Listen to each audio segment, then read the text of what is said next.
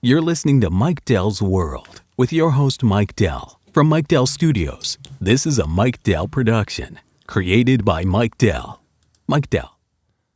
Yeah, and that's how this goes.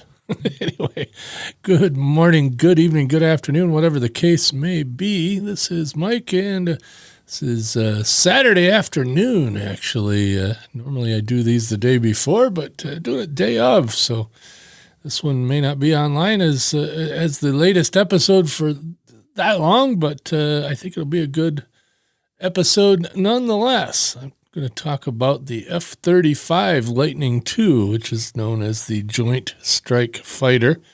Of course, in Wikipedia, it says the Lockheed Martin F-35 Lightning II is an American family of single-seat, single-engine, all-weather, stealth, multi-role combat aircraft that is intended to perform both air superiority and strike missions. So that's what they say. Now, traditionally, fighter jets in the U.S. and elsewhere have kind of specialized, or actually aircraft in general, military aircraft in general, have specialized, like the A-10 Warthog. That thing, it's basically a 30 millimeter Gatling gun surrounded by an airplane that flies low and slow and is highly maneuverable so that it can do close air support. But in a dogfight, well, actually in a dogfight, it's probably okay as long as it's not a fast dogfight. But needless to say, it wasn't meant to dogfight. It wasn't meant to, come in fast and do, quick strikes and interdiction or anything like that. It was meant to support ground troops. And, the Army and the Marine Corps both love it, mostly the Army, because I don't think A-10s really support the Marine Corps all that often, because the Marine Corps has their own airplanes that do that kind of thing, like the AV-8B Harrier, which is being phased out in favor of their own version of this F-35. Like the F-15, the A, B, C, and D models are air-to-air superiority fighters. The F-22 is an air superiority fighter. The F-111, which we're going to talk about next Saturday, I've got that on the list. But the F-111 was a air interdiction aircraft, but it was also a bad idea at its inception. They just found a really good place for it to do its thing and found something that it was good at. But the initial thought of the F-111 is similar to what they're thinking with the F-35, that it's going to be, a little bit of everything. Well, think of it this way. If you're going to go out and change the power steering pump on your Chevrolet, which I just did on my Dodge, but if you're going to go out and do that, would you take a Swiss Army knife and one of those wrenches that fit everything to do the job? No, you're going to get sockets and you're going to get screwdrivers and you're going to get whatever tool that is meant for the job. Not all tools are meant for all jobs, and trying to do an engine rebuild with a Swiss Army knife isn't going to work as efficiently. You might technically have all the tools you need in one of those all-in-one tools, or a Leatherman or whatever, but those are not meant, like the Leatherman is not meant to be your everyday needle nose pliers. It's a pair of needle nose pliers is a much better choice, and a knife that is dedicated to be a knife, and a screwdriver that's dedicated to be a screwdriver.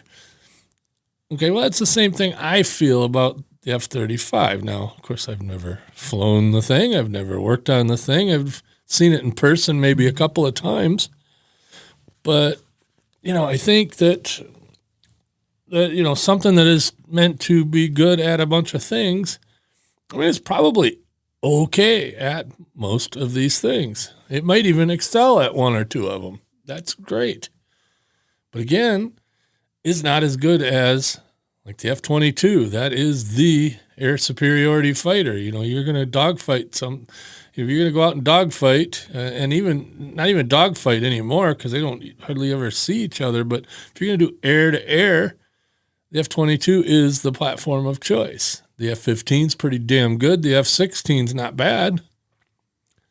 And the F-35 might not be that bad. I don't know. Like I said, people that I've heard that have flown it talk about it as being a pretty decent airplane. But again, it's not going to be the best at any one thing. At least I don't think so. But anyway, the F-35 comes in 3 versions. The F-35A, which is kind of the Air Force version, I guess, for lack of a better term, but the conventional landing and takeoff version of it. So it has the shorter, stubbier wings and not as hefty of landing gear and more fuel. So it's the typical Air Force landing on 2-mile-long runways and that kind of thing. Version of the airplane, kind of to replace the F-16 in theory. I don't think it'll replace it completely, but it's that's its mission. It's going to be kind of a dual small fighter, whatever.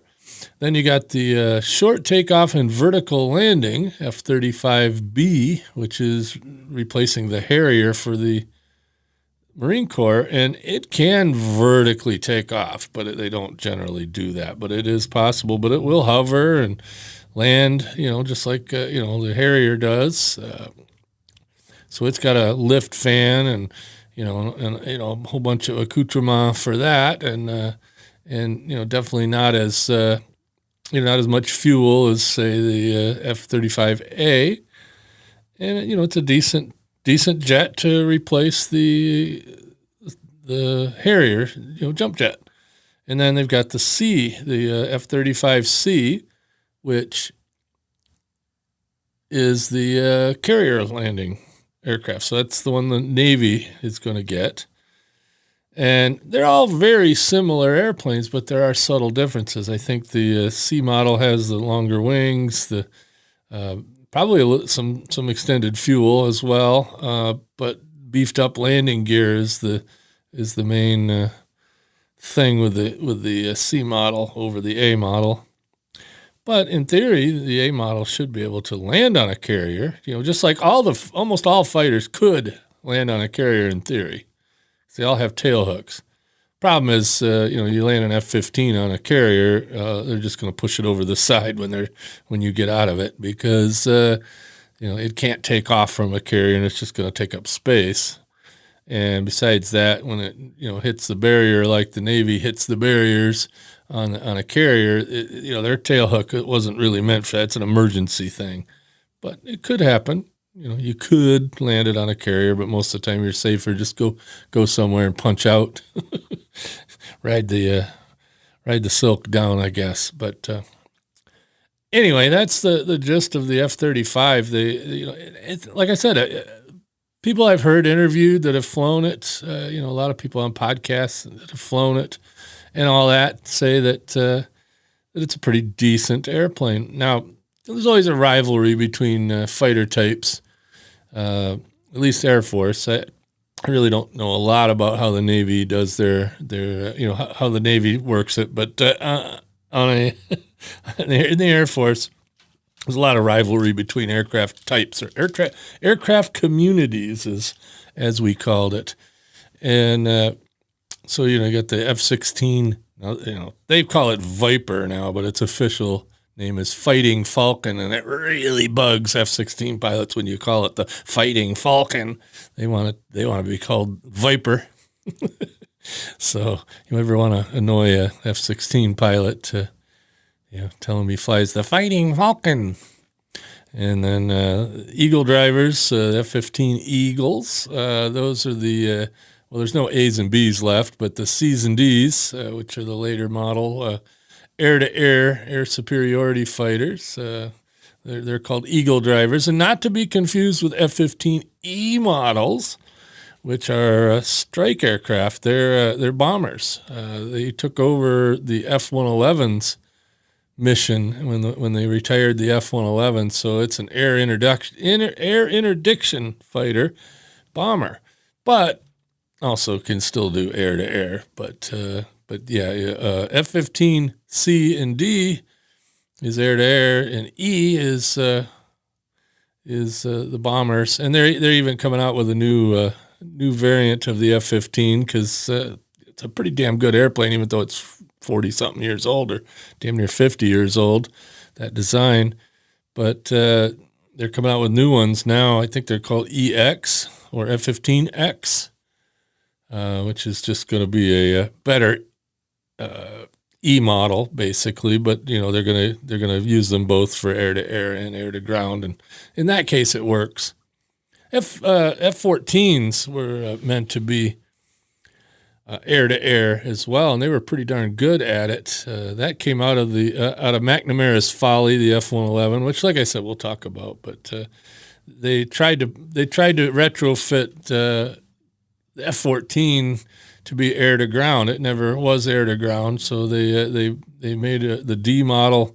They had some of them that were retrofitted so that they could carry bombs. So they called those, instead of Tomcats, they called them Bombcats. And I guess they were probably okay at it, but they didn't use them extensively before they retired those. Ironically, Iran still flies those. That's why you don't see too many F-14s on static display, because they wanted to destroy any usable parts so that Iran wouldn't get them. So there are a few, but it's damn hard to get an F-14. Anyway, back to the F-35. F-35 went into service with the Air Force, active duty, on August of 2016. First flight, by the way, of the A model was in 2006, December 2006, and then the B model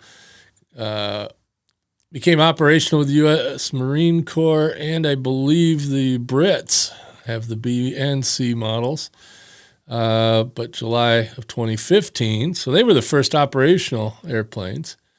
F-35A, again, was 2nd of August of 2016, and the Navy just finally got it going a couple of years ago, 28 February of 2019. Getting something carrier qualified is probably a little bit more difficult, I guess, than landing on 2-mile-long piece of concrete. So we'll see how that goes. But yeah, I do believe they have a couple of air wings now that have F-35Cs out on the boats. So it'll be interesting. So far, as of November 1st this year, so recently, there's 720 that have been built. The U.S. ordered, I forget how many, but they're going to be buying them up until 2044, they say. We'll see. But, they're kind of expensive. That's the thing. This is the first fighter jet that I know of that was developed after I had anything to do with fighters.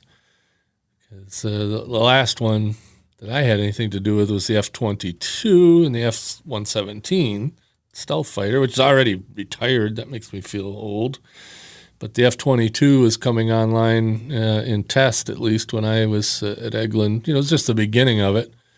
We had 2 of them there that I really didn't have a lot to do with, but they were there, and talked to a lot of the engineers on it. Quite the airplane, but unfortunately, they got real expensive, and they only built 186 of them, I believe, or 187.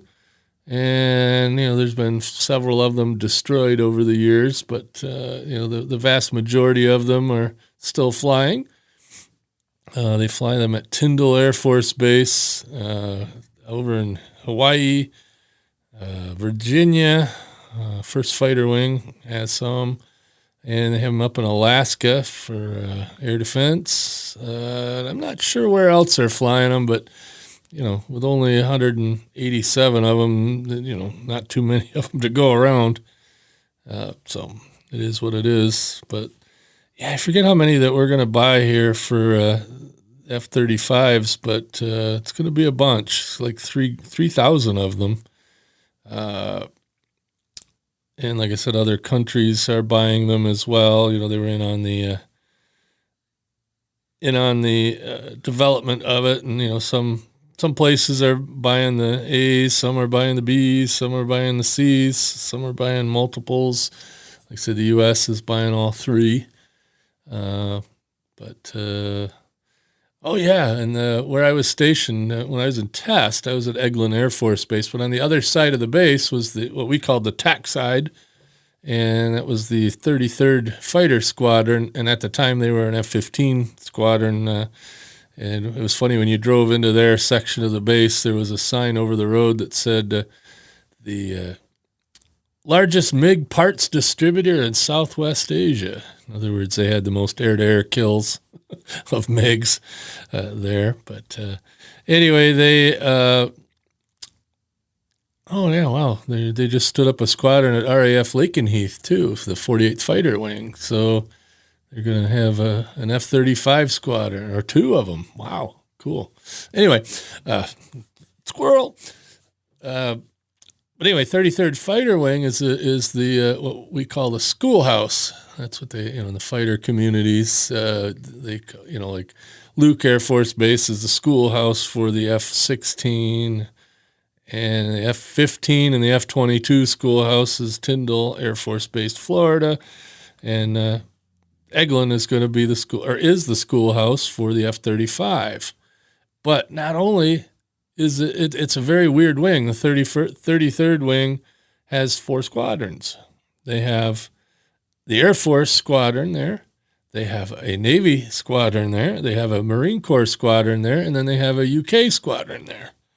So they're all training squadrons. And so it's a composite wing of UK and US and all 3 branches that fly fixed-wing aircraft. In the U.S. In one squadron. Of course, it's an Air Force wing, so the wing commander is an Air Force guy, but the vice wing commander could be a Brit, could be a Marine Corps, could be Navy, not Army. Army's not allowed to fly fixed-wing combat aircraft. They can fly King Airs and stuff. By the way, as I was trying to say earlier, there's always some rivalry between different aircraft types. In fact, like the A-10 squadrons, they're technically called fighter pilots, but all the real fighter pilots, as they call themselves, 16, 15, 22, 35 pilots, will all call the A-10 pilots attack pilots, although the A-10 pilots don't care really. But one of my favorite ones that I heard, a Viper pilot friend that I know, he says that everybody calls the F-35 Fat Amy. I think that's hilarious because it is kind of fat looking compared to all the pointy fighters that have gone before and are out there. They're all rather pointy, with the exception of the Stealth 117, which is kind of a weird airplane. By the way, they're still flying that thing. It's just not on active duty. It's in Type 1000 storage, they call it. But they'll take a couple of them out and get them ready to go and take them for a ride and then put them back in storage. And they kind of rotate through the things. They're out at Tonopah, Nevada, I believe, Tonopah Airport, in climate-controlled hangars. Now, how long they're going to stay that way, I don't know. But I guess it's not unusual to see them flying around in northern Nevada and northern California and sometimes even southern California. So anyway. So the F-35, like it or not, that's what we're getting. And seems to be doing okay. Things take a while to percolate, and especially in fighter aircraft development. The F-111, like I said, in which I will talk extensively about, the F-111 was a terrible idea at first. The F-4, or the Air Force called it the F-110, but F-4 was built for the Navy. And the Air Force decided that, we need a better fighter than what we have. So they said, let's try some of these Navy airplanes. It turned out it worked out really well, but that was by accident. But it's very rare that a Navy and Air Force fighter jet can be common. And, even now, the F-35C and the F-35A, they're very common looking. And I guess, you can jump from one to the other as a pilot, and it's easy enough to fly. But, there are subtle differences in them that make them suitable or not suitable for what they're doing.